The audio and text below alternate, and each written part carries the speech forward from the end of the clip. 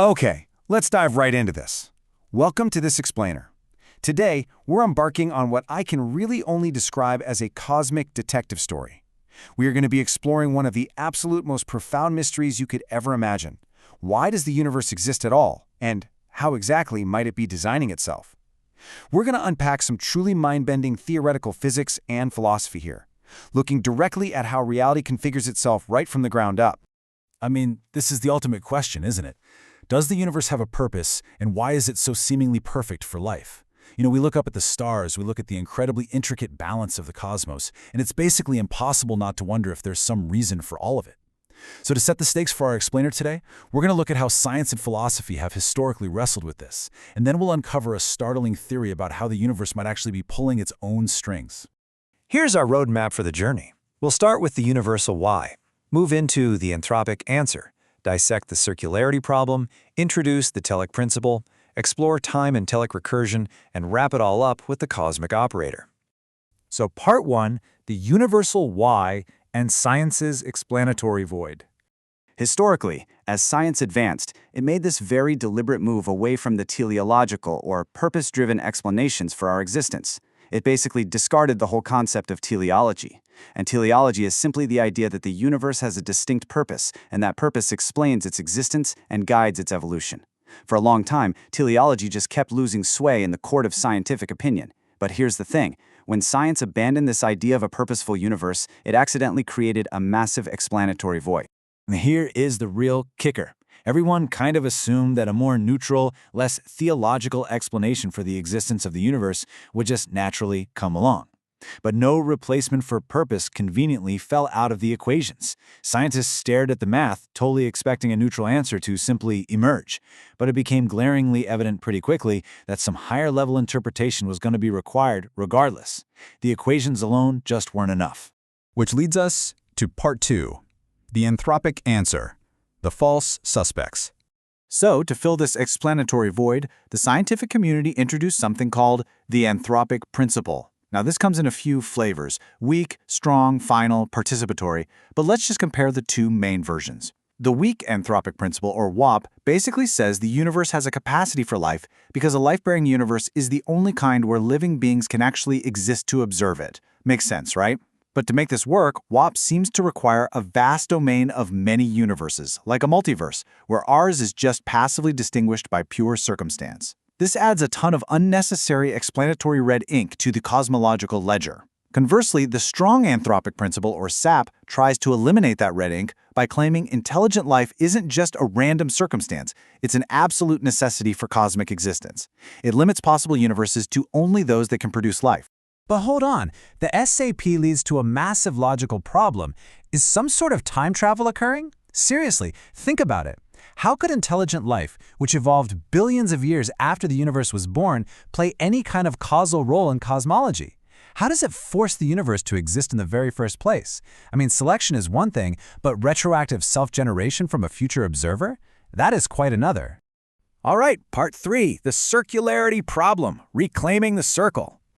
Just listen to this for a second. We are here to observe the universe, and the universe is here to let us observe it, because we are here to observe the universe.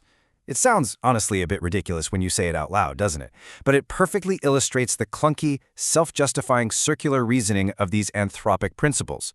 They take the very thing they are trying to explain, the fact that the universe is fine-tuned for life, and use it as the premise for the argument itself.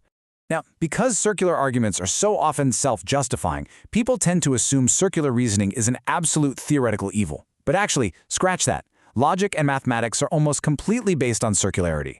Truth and logical tautology, recursion and iteration, algebraic closure, which really just means systems that neatly loop back on themselves, they all involve circularity.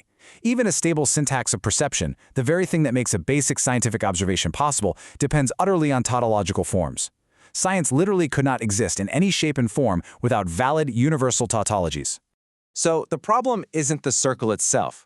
The real issue is that anthropic principles totally lack a valid circular model of space and time to map their loop-like reasoning onto.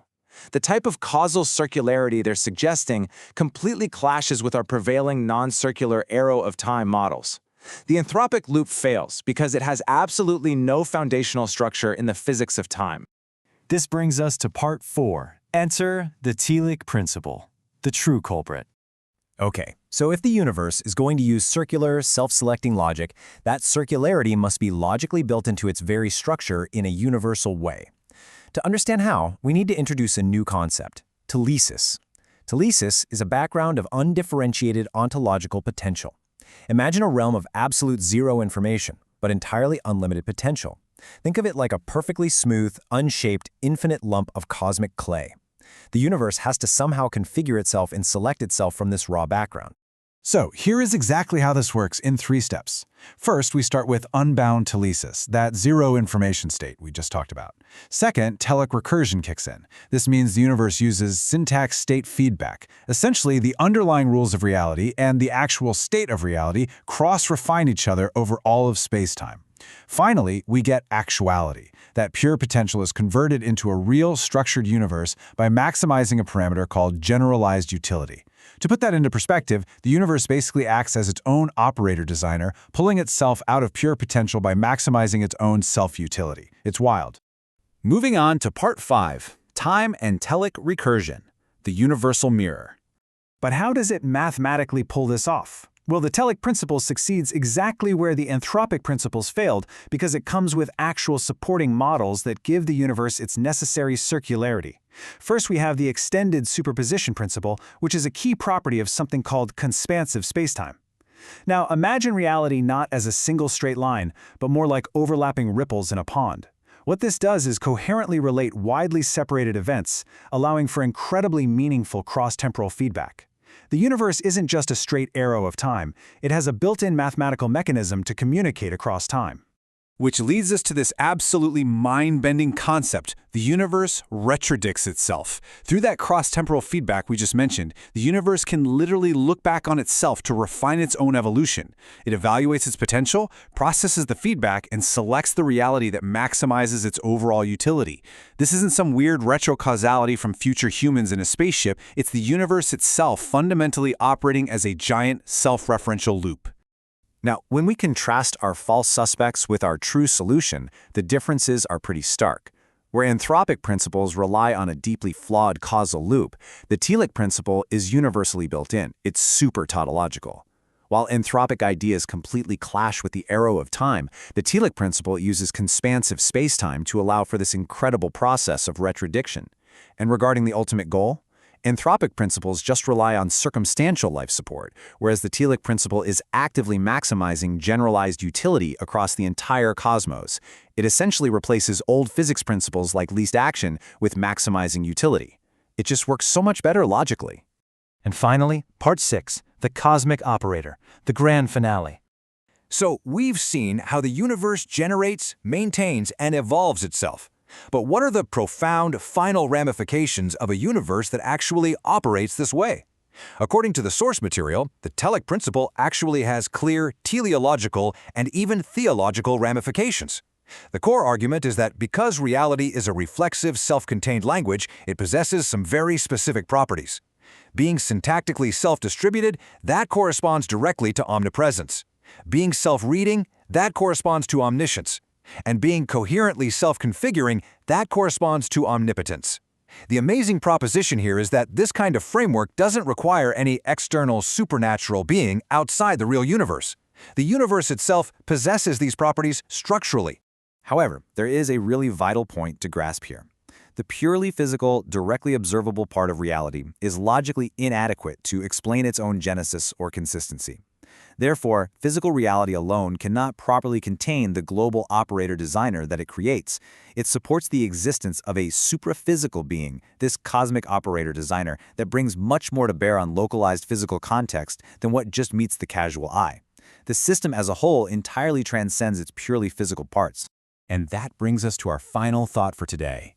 If the universe truly is a self-selecting operator, constantly maximizing its own potential and utility from a vast sea of pure zero-information teleosis, what role do you play in its cosmic self-actualization? We are localized systems within this grand mirrored structure, maximizing our own local utility. You are quite literally a piece of the universe observing itself, actively helping it configure reality. I want you to just sit with that mind-expanding question. Thank you so much for joining me on this explainer, and as always, keep exploring.